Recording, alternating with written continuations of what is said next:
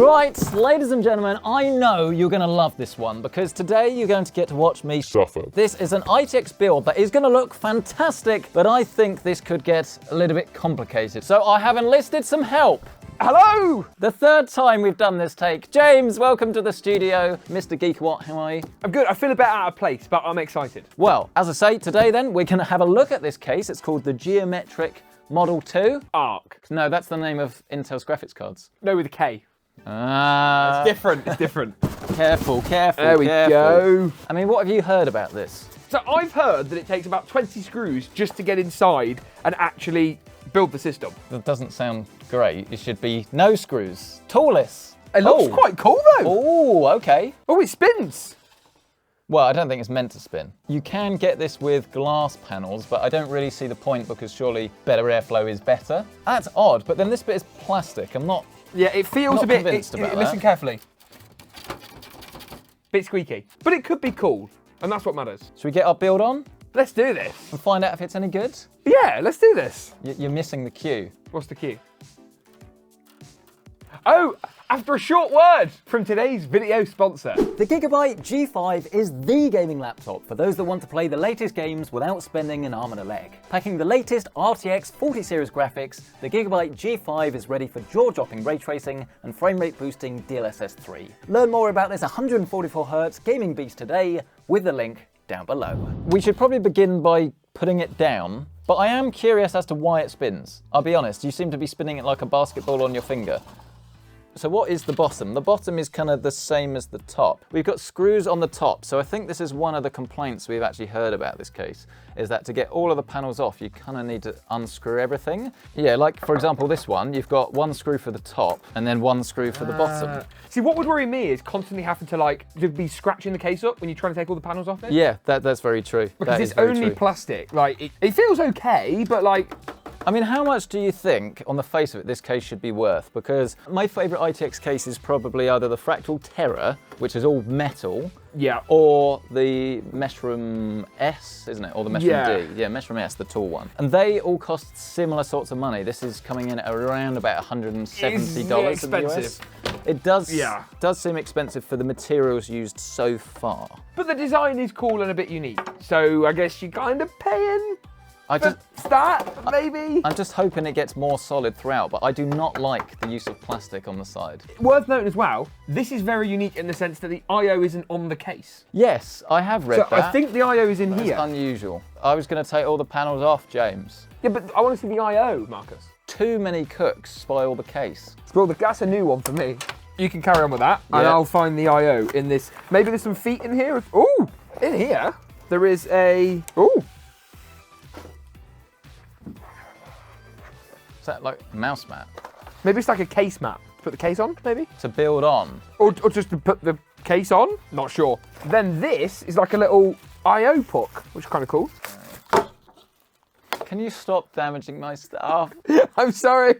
It's called Noah, apparently. Noah's Ark. Yeah, Noah's Ark. Yeah. That wasn't a joke, that one. Took me a minute there. I mean, yeah, this is just a USB hub. You can see USB-C on the back, and then that splits it, really. So it's not... It's not groundbreaking. No, but No. it's a bit different. Yeah. I guess it also means doesn't matter which way you have the case. Yeah, So I think that's one of the upright, main on advantages. the side, You're not yeah. going to accidentally put the I/O somewhere where you don't want it. And this is one of the main benefits of this case. It is so modular. You can actually use either a ITX or a micro ATX motherboard. We're going to try with micro ATX despite my better judgment. Well, I can certainly identify what the motherboard tray is because it's this bit here at the side. And then, yeah, you've got your two different fan and radiator mounts. Should be noted, obviously, it does not come with any, which again, for the price... It's kind of a trend though, isn't it, with high-end cases? Should we call this high-end that they don't come with fans? And I just don't like that trend. I just don't think this is $170 worth. Now that you've taken the panels off, it definitely does look $170 worth. No, but you know, ITX can get expensive. You're paying for tooling. They're not always the largest companies, and they're not going to sell as many economies of scale. All of that stuff. It's different. It's different. And sometimes different costs more. Yeah. I'm not saying it's right or good, but it costs more. As is always the case with quirky, small ITX chassis, I would highly recommend that you do use the manual. because it is going to be different. I was going to say, lots of different configuration options as well. So the manual's like bigger because it's accounting for all the different ways that you can build in this case. Different size motherboards, different size PSUs, different orientation PSUs. That's a magic carpet. No, Bracket, no way. Table mat. So there you go. That is indeed to stop you scratching the case. And it's called the magic carpet. Yeah. I want to know what it does that's so magic. Wow, that's probably about $30 worth. 30 out of the $170. Take side panels off. Done. Remove the main frame. More screws, 4 screws. Aha, the main frame has been removed. Yeah. Guess what's next? More screws? More screws. Remove the water cooling brackets, which are these two here. Okay. Which is another 8 screws. So that's how we get to the 20 screws. I see. Job done. Right, so now we can actually get into our chassis. I mean, they probably want that us to needs remove to come that off as well, yeah. Does That one, really, yeah, we have though? to set that off as well. But why yeah. does it need to come off? I'm saying it's going to be fine. Let's Okay, proceed fine. to install our motherboard. You know what, let's make ourselves some room. I'll plop this down and then we can move on to the motherboard. And this is an Asus one. I went for this because it's white, it is Intel. And to be fair, the new i7 is pretty good because it does actually come with 2 more efficiency cores. So assuming you're not paying like a massive price premium over the 13th gen, does come recommended, but then also because the i7 will produce more heat than the Ryzen's, and I want to see what the thermals are going to be like in this case. I think it will go at the top like this. Yes. That is correct. But do the standoffs line up? Because we put... Those 3 do, yeah. But what about these ones? Because we haven't put one in there. But there's an extra one.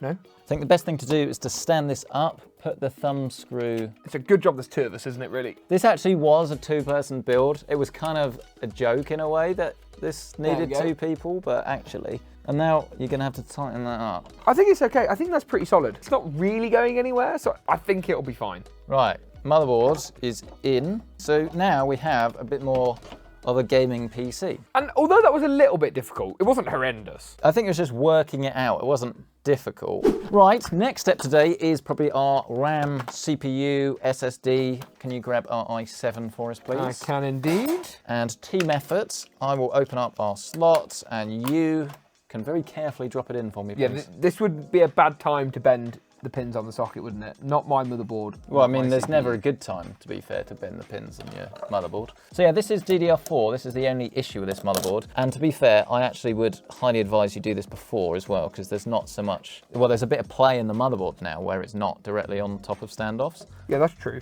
There we are. You did miss a standoff, though. SSD. Lexar NM790, very good value actually. Lexar aren't the biggest name when it comes to sort of gaming memory. Oh yeah, that's where I lost half of the packaging, so it's now come loose. But yeah, we use this loads of times on the channel. As always with SSDs, buy one that's on sale. Don't like buy this exact one specifically unless you can get it for a good price. Take that off. Do the honours, slide her in, push it down. Oh, we love a toolless installation. Except it's not, because you've got to use screws. Yeah, the heatsink bit's not toolless, unfortunately. It's more toolless than this case. This is not a toolless case. You've been long cut out, mate. Yeah, I know, but it was worth a try. See, I'm going for that like idea that Carl can't cut everything out. Something else I've noticed, by the way, James, is that this cable, which is the one that's for our front panel, so connects again to our little box, is not massively long. I would have preferred it was a bit longer because it would give you more flexibility. And obviously, does also come with a bit of a warning, which is make sure you buy a motherboard that does have a USB-C header. Otherwise, you get no front panel. Otherwise, no front panel. Where's the power button? Ah!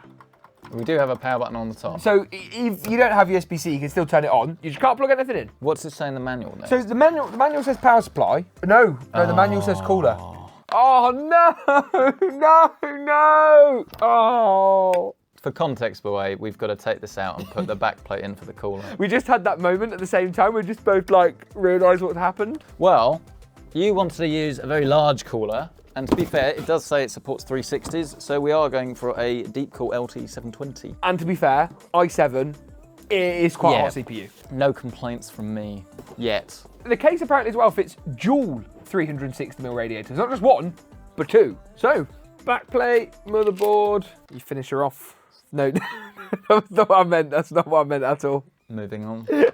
Power supply next. Yes. Apparently. Yes. And uses this very elaborate bracket. Looks good. Well, it's only a little mini one, but these are still a lot of mass, aren't they? So this is not by the book, is it? This is It would be okay. Probably be okay. not textbook stuff. Okay, James, how does this work then? You're meant to be showing the people at home. Right, sorry. Stop being greedy. So keeping it all for yourself. You screw the bracket into the power supply, a little something like that. Okay. And then the bracket itself secures with more screws at the bottom of the case to the right of the RAM DIMMs. And you can have different orientations of power supply as well. Yeah, the bracket's quite flexible. And you can, of course, get full-size ATX ones as well. Okay. And only 2 screws for the power supply, which is fine, I hope.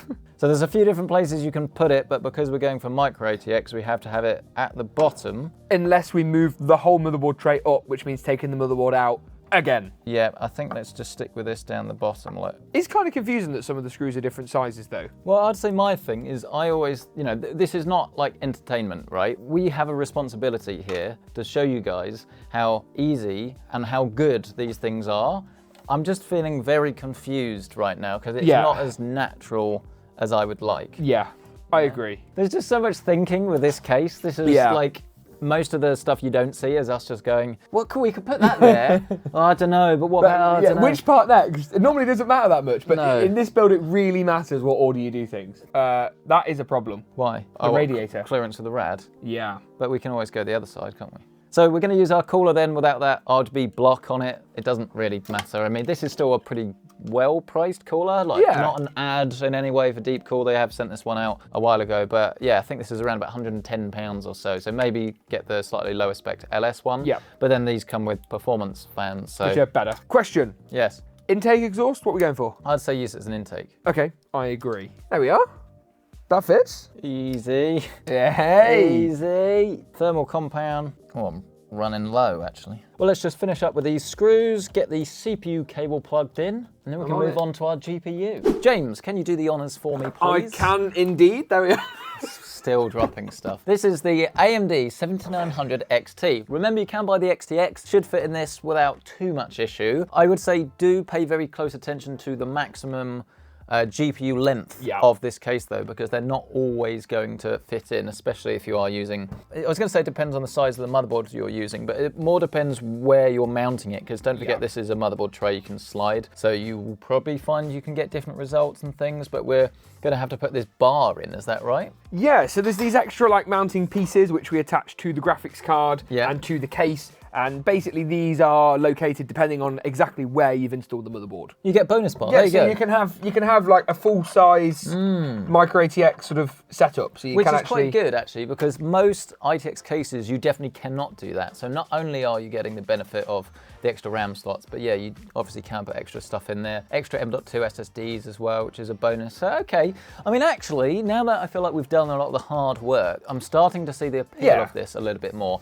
But yes, let's pop this to one side for a second and open up our graphics card. So this is the 7900 XT, as I say. This is usually available for a very good price. When it first came out, it was a little bit too close in price to the XTX. Yeah, I mean, this price-wise though is equivalent to cheaper than a 4080. Yeah. So it's pretty astounding, really, at least on VRAM I mean, it won't alone. have 4080 performance, obviously, and it's not going to be so good for ray tracing, but for what most people need, this is still going to be pretty overkill. I mean, this is a 4K gaming card, really, isn't it? To get this installed, you first need to plug in your PCIe bracket, holder, screwy thingy mabob.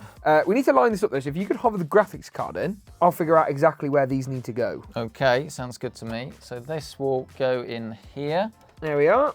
Right, let's get this plugged in with our PCIe connections. That's in. There we go. So what we not done, but we're nearly done, aren't we? Really? Done. No, that is done. done. We are done. We just need to put everything back together now. We need to put our second radiator bracket in. Don't forget as well, if you did want to put extra fans in, then there's actually loads of room to do this now. Do we need to put this in? Yeah, it's structure. Okay, fine.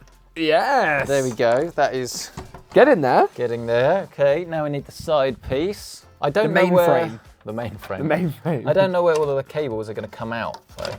Oh. Yep.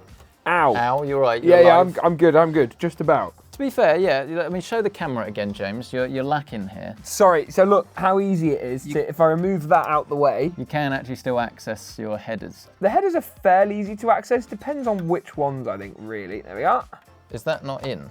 You need screwing in. Yeah, 4 screws. 1, 2, 3, and 4. And then all of these bits as well got to go back on. So we've got the top piece and then each of the side pieces. So you really are trying to hurt me today, aren't Sorry, man, I'm really Right. sorry.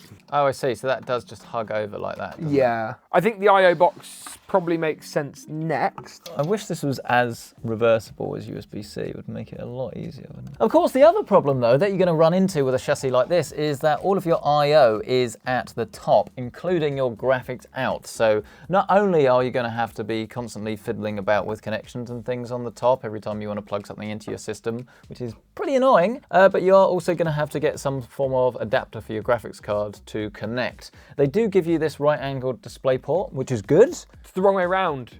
At least on our graphics card, yeah, it's the wrong way around. So if we put this in, then the cable's now going up, whereas we want it to go down so we can put it out, which is a bit of a pain. Display port in, ooh, and then adapter in, which is still not very easy, is it? You need an opening at the top of the case whereby you can actually just like go from the top rather than going from the back. No, that does go through. All is not lost. One last panel, James. One last screw. There we go. And then it should be done, I want to say. That is the quality noise Oh. that I've come to associate with a good It gaming looks PC. quite good though. It looks different. Does look quite good, I actually to be do fair. like it in some ways. I mean, do you like this box that comes out like that, though? It's just a bit... This is a bit random, yeah. I think we could have had the I/O on like one of these pillars without too much problem. It's just... I don't hate it, though. Yeah, I thought it might be magnetic. I just thought it'd have a longer cable, and then you can put this anywhere. Yeah. Oh. I've grabbed ourselves a monitor, James. Here we go. Right, let's plug that in. Oh. Oh! It lights up, though. No, it's gone gold. We need a keyboard and a mouse. To be fair, James, I don't think you've seen the PC-centric mouse mat yet, have you? In real life? No, this is the first time, actually. I'm quite excited. PC-centric mouse mat available at pccentric.store. Good quality, I think. Yeah? A little bit small. Look, this is a 10 kilos keyboard. Look, that's loads That of is room. beautiful. So you prefer the keyboard to my mouse mat? No, the mousepad's really good. pccentric.store. Yeah, that's the one. Right. Plug the receivers into Noah. Thank you very much. Are you ready? Here we go. Is that the button? Oh, it's on. Fans are spinning. I'm hearing noises. Yep. Oh, HDMI's not plugged in. Oh no, rookie error. Rookie and error. it's really short Oh, and it now doesn't reach. because it's... But it lights up at the top. Look at that. If this doesn't work, I'm never going to be invited back ever again. Future Marcus and James here. Long story short, couldn't get it to work. Took like 20 minutes, 30 minutes, taking it apart. What on earth is going on? And then we had a bit of a epiphany that we're using a 14th gen CPU on a 13th gen board that we haven't flashed. So we think that was the problem. So rather than you like having all of this like crap, frankly, taking it apart, wondering what's wrong, we now think this is fixed, but we don't know for sure. This might actually not have fixed it. So what we're going to do now is actually turn this on, well, for the first, hopefully legitimate time to see if it works. Please work, please. So it does turn on. That bit is good. We've had this before, but will we actually get a display output? Please. It's got a green light again. Oh, this is... I can't swear. I missed it. I actually missed it. I'll have my own celebration. Yeah! This is stressful You know work. what? Show me the BIOS. No, it won't. It's not plugged in. Show me the BIOS. No, wait. We need... Wait. Yeah! We're in. Right. Oh, beautiful. Let's get this assembled. Right, okay, we are set up and ready to go then, and I thought what better way to test the real world thermals for gaming than some games. And have me stand right next to the computer as well. Yeah, you're our like thermostat. Human thermostat. Our human thermostats, like hot, not hot. But I will also say I have tuned this for sort of acoustics, so I'm expecting it to run a little bit hot, and because we're running XMP as well, we essentially have like a slight CPU overclock because we've turned off the Intel default power limit. So this is actually running up to about 220 watts on the CPU, which is a lot, versus what Ryzen will be like 80 to 120, like pretty double much. basically the alternative. Yeah, this is running in big boy mode, and let's have a look at our thermals. Our GPU is currently about 78 degrees. And our CPU is currently about 70, but when it was doing the game updates and things, we did see it get very hot. But obviously, if you do want it to be cooler, then you could turn the fans up, but then they were getting a little bit too loud. Again, that's the whole point of why we've gone Intel there for a little bit of stress test, but let me stress test this system, Lurk, and show you my skills, James. I was going to say, the advantage of this case is that, of course, your graphics card can pull fresh air from one side, yes, CPU cooler from the other, so even though the CPU might be running a little bit warm, the GPU's still got a nice supply of fresh air. Yeah, that is good, and we did say as well we've got a whole extra strip of fans, or, well, fan mounts where we don't have any fans. So if you did want to have like an exhaust there, then you could, but I did also raise the point that that would then just be exhausting straight into you, which would be a little bit annoying. Alternatively, you could have more intake on the side here, which would then just allow a bit more pressure to try and push some passive exhaust out the top and the other sort of sides of the case, if you will. It's worth kind of having a bit of a mix and match, really, isn't it, to work out what is going to work best for you. I know you're sort of in the middle of something, but how are we looking in terms of frame rate? That's what I'm interested in. Well, I was just having a little bit of a fiddle around with this, actually. We've currently got this set to 4K as I fall down a pit, and we were getting about 80 to 100 FPS. Okay. Whereas 1440p, you're looking at nearer the 120 to 140 FPS mark. But I don't want this to, you know, be about like PC parts and stuff. I want this to be about this chassis. So I will put this away, and we can assess. It is quite toasty as well. I am going to say that much. I think no thermal throttling from really what I could see, but it is on the warm side. Yeah, I mean, just having to move this across, right, and having this little box here, I mean, we'll turn this round and you've got all of these cables trailing. I really don't like the fact as well that all of your like CPU or your motherboard pins, I should say, are located here. So if you do have a cable coming out, chances are you're going to snap one or at least snag your cable on it. But it's just, I think this is actually a very attractive chassis that has not been particularly well executed. No, I think the concept is really, really good. The execution, as you say, not so much. I like the kind of design. It's pretty compact. It's kind of pretty futuristic. Yeah. The airflows kind of make sense. The airflow's great. I mean, the fact, the fact we're getting decent thermals with very high-end components without adding extra fans, I think is good. Having something different is good, but I don't like the extra box. I don't like the cabling, and I really don't like the fact that every time you want to actually plug in a cable, you do have to get your screwdriver out. Yeah. It's really not very practical. Yeah, and I agree. I think something like this is kind of cool and novel for about 5 minutes, and then it just becomes really annoying. At least give us a longer cable so you can actually put it somewhere This is all the cable that you get. There is no more cable. You know, thank you so much for sending this review sample out. It's definitely going to appeal to some people, but then I also think in terms of just the build quality, I would much rather this cost $230, $240, but then the whole thing was a lot more rigid and a lot more premium. Yeah, I think you only have to see one frame of this video to see where we're coming from.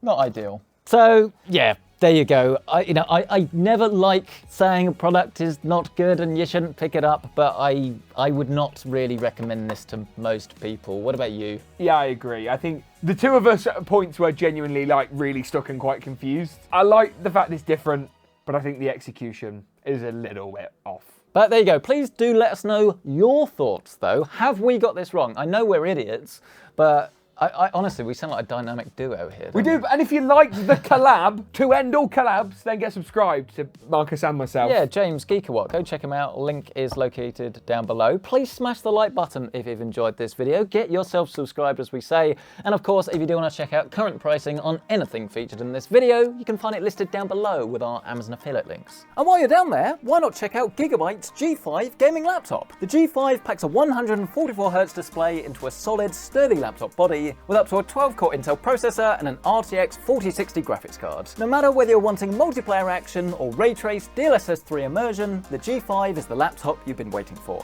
It even comes with a 2-year warranty. Grab yours today with the link down below. But thank you so much for checking this out. And as always, we'll see you in the next one. I think that was my cue. As always, you've been here once and now you own the place. Yeah, and as always, thank you for tuning in. Yeah, whatever. Get out.